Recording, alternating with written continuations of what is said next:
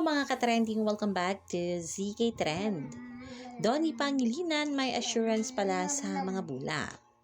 Matapos ipakilala si Donnie Pangilinan bilang isa sa mga power judge ng bagong season ng Pilipinas Got Talent na kung saan hanggang ngayon marami pa ring katanungan, bashings at komento ang mga netizens patungkol dito. Lalo na ang ilang taga-suporta ng Don Bell na sobrang naapektuhan sa bashings na tanggap ngayon ni na Donnie at Bell at lalong-lalo na nga kay Bell.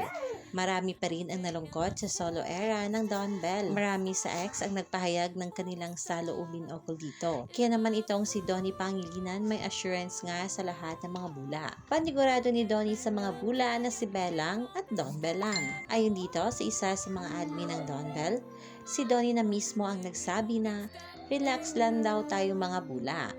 Tama na ang pag-alala, breathe at siya na daw ang bahala.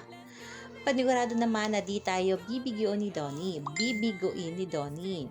At panigurado din na Don Bell pa rin hanggang dulo. Sa ngayon nga, sobrang busy ng ating mains. Kaya kapit lang tayo mga kabula. Mahal ni Donnie si Bell, mahal ng Don Bell ang isa't isa. Hanggang dulo na to.